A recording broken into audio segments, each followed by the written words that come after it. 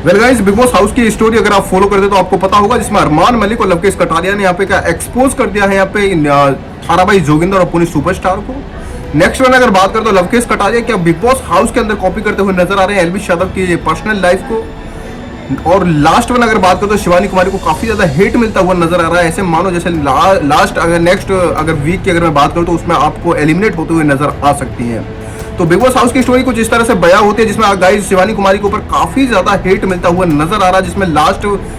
Elimination की बात करूं तो उस टाइम पे शिवानी कुमारी के अगेंस्ट में होते हैं यहाँ पे नीरज गोयत, और जब नीरज गोयत एलिमिनेट होते हैं उस टाइम पे भी शिवानी कुमारी नीरज गोयत के लिए काफी ज्यादा यहाँ पे भावुक होती हुई नजर आ रही है, काफी ज्यादा इमोशनल सीन क्रिएट होता है जिसमें काफी ज्यादा रोते हुए नजर आ रही होती है। सब लोगों को लग रहा होता है जैसे वो शिवानी कुमारी कितनी ज्यादा रो रही है नीरज गोयत के जाने से, एलिमिनेट होने से। पर लेकिन यहाँ पे नीरज, यहाँ पे अगर बात करूँ तो यहाँ पे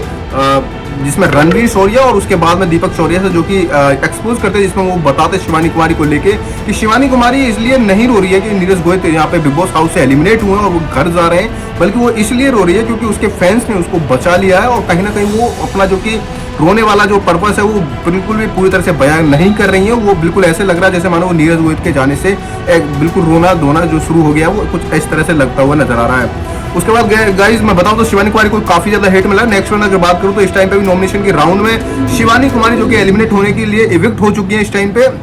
और जिसमें बात करूं तो शिवानी कुमारी को वोटिंग के आधार पे उनकी फैंस, उनके ऑडियंस ने उसको बचा लिया, और जहां पे 7 नंबर पे दीपक चौरसिया का नाम आता है, और हो सकता है कि अगर सेकंड वीकेंड वार की अगर मैं बात करूं तो दीपक चौरसिया आपको एलिमिनेट होते हुए नजर आ सकते हैं। और शिवानी कुमारी को ज्यादा हेट मिलने की वजह से, जब शिवानी कुमारी की बात करूं तो नेक्स्ट में जब आपने पता होगा लास्ट टास्क जो हुआ था, नॉमिनेशन राउंड हुआ था, जिसमें देखा जाए बिग बॉस ने एक नॉमिनेशन टास्क के दौरान जिसमें बोला था कि अगर आप एक कुएं के पास जाके, टास्क ये होने वाला है कुएं के पास जाके अपनी विश पूरी मांगनी है, और आपको किन्हीं दो, जिसमें से 4 बंदों में से किन्हीं 2 का नाम लिया, जिसमें शिवानी कुमारी के साथ में यहाँ पे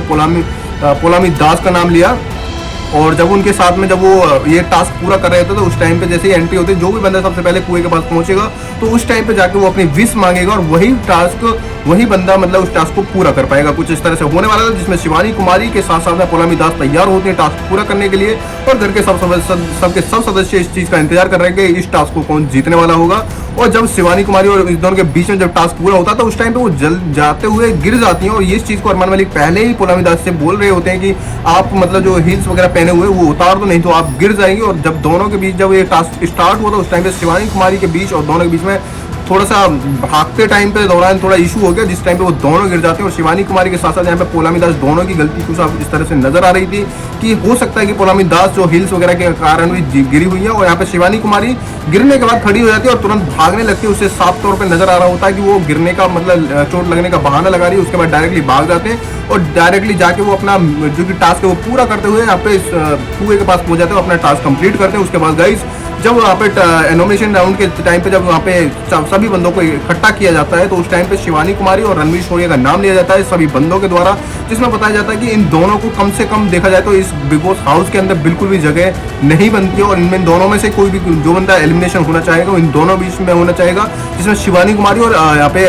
जिसमें बात करूँ तो रणवीर शौर्या का नाम आता है। और बिग बॉस हाउस की तरफ से दोनों को पनिशमेंट के दौरान पे जब बात करें तो पनिशमेंट के दौरान जब बताया जाता है कि जिसमें रणवीर शौर्या और शिवानी कुमारी को पनिशमेंट के रूप में यहाँ पे कान पकड़ के चक्कर लगाना पड़ेगा बिग बॉस हाउस का। तो उस टाइम पे रणवीर शौर्या एक बॉलीवुड अभिनेत्रा होते के साथ में एक सबको पता है कि वो एक एक्टर भी है, और उसके साथ साथ बिल्कुल ये सारी चीज़ों को नज़रअंदाज करते हुए वो बिग बॉस हाउस के द्वारा जो दी गई एक मतलब टास्क के द्वारा जो दी गई एक पनिशमेंट थी उसको पूरा करते हुए नजर आ रहे हो, और वो कान पकड़ के बिग बॉस हाउस के जो कि चक्कर है उसको लगा रहे होते हैं, और वहां पे उनको बिल्कुल भी कोई भी रियलाइज नहीं होता है गलत तरीके से, जिसमें वो अपने टास्क को टास्क की तरह लेके हुए नजर आ रहे हो। जब शिवानी कुमारी का नाम आता है तो उस टाइम पे शिवानी कुमारी को जब बोला जाता है कि तुम भी टास्क पूरा करो, तो उस टाइम पे शिवानी कुमारी के साथ साथ जो भी बंदे मतलब खड़े हुए होते हैं तो वो भी सब शिवानी कुमारी को फोर्स करते हुए नजर आते हैं कि आप अपना टास्क पूरा करो और आप भी चक्कर लगाओ। तो उस टाइम पे शिवानी कुमारी अपना बिल्कुल नाटक वाटक करते हुए नजर आ रही होती है, उस टाइम पे बोल रहे होते हैं कि मेरे पाँव में लगी हुई है चोट जिस गिरने के कारण, जिसकी वजह से मैं ये टास्क पूरा नहीं कर पाऊंगी, और मैं बिग बॉस मेरे को दूसरा टास्क कोई आप दे सकते हो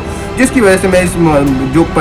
मेरे द्वारा जो भी मतलब दिक्कतें हुई हैं उसके लिए मैं दूसरा टास्क करना पसंद करूंगी, कुछ इस तरह से बताया। पर लेकिन बिग बॉस ने अपना डिसीजन बिल्कुल नहीं बदला, और बिग बॉस ने जब बताया कि तुमको ये टास्क करना पड़ेगा तो उस टाइम पे शिवानी कुमारी खड़ी हो जाती हैं, और वहीं पे जब वो चलने की हालत में होती है तो उस टाइम पे उनको भाई विशाल पांडे लेके जा रहे होते हैं, और जब वो राउंड लगाने वाली होती है उस टाइम पे वो चक्कर खा के गिर जाती हैं और बेहोशी का नाटक लगा के वहां पे बैठ जाती हैं। और जब बिग बॉस इसी कारण इस टास्क को कहीं ना कहीं पूरी तरह से रद्द कर देते हैं और बताते हैं उसके बाद। तो बिग बॉस शिवानी कुमारी के पक्ष में जो भी बंदे होते हैं, जैसे पायल मलिक और कृतिका मलिक, जो बंदे होते हैं वो भी उनको हेट करने लग जाते हैं, क्योंकि उनको भी पता था कि शिवानी कुमारी पूरी तरह से नाटक कर रही है और कहीं ना कहीं वो इस चीज को अपने ईगो पे लेके गई है कि मैं अपने ईगो के द्वारा ही, मतलब वो कहीं ना कहीं इस टास्क को पूरा करना नहीं चाह रही होती है। इसी के साथ साथ गाइस नेक्स्ट की अगर बात करूं तो बिग बॉस हाउस की तरफ से एलवी यादव, जो कि शिवानी कुमारी को लेकर काफी ज्यादा मतलब स्टार्टिंग में उनके द्वारा निकली गई कुछ बातें जिसमें उन्होंने बताया कि शिवानी कुमारी की जो वॉइस है वो बिल्कुल भी मेरे को पसंद नहीं आ रही होती है और ना ही वो अपने मतलब जिस हिसाब से गाँव से बिलोंग करती है उस हिसाब की वॉइस बोल रही है, वो बिल्कुल एक दिखावापन से नजर आ रही है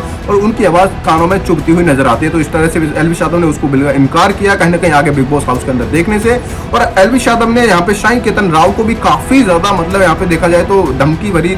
चेतावनी दी है कि लवकेश कटारिया से रिलेटेड। और उसके बाद नेक्स्ट अगर बात करूं अपडेट की तो उस टाइम पे नीरज गोयल जब बिग बॉस हाउस के बाहर जाते हैं तो उस टाइम पे नीरज गोयल भी मतलब अगर कहीं ना कहीं अगर देखा जाए तो वो जब उनसे सोशल मीडिया प्लेटफॉर्म पे आते हैं तो काफी सारे सोशल मीडिया के द्वारा सवाल जवाब किए जाते हैं, जिसमें उन्होंने बोला कि आपको एलवी यादव और लवकेश कटारिया जो कि जिस हिसाब से बिग बॉस हाउस के अंदर है ये सब चीज कॉपी करते हुए नजर आ रहे हैं एलवी यादव का, जो कि जैसे बिग बॉस हाउस के अंदर एलवी यादव बताए थे वही सारी चीजें लवकेश कटारिया कॉपी करते नजर आ रहे हैं। तो आप इस चीज को कैसे लेते हो? तो उन्होंने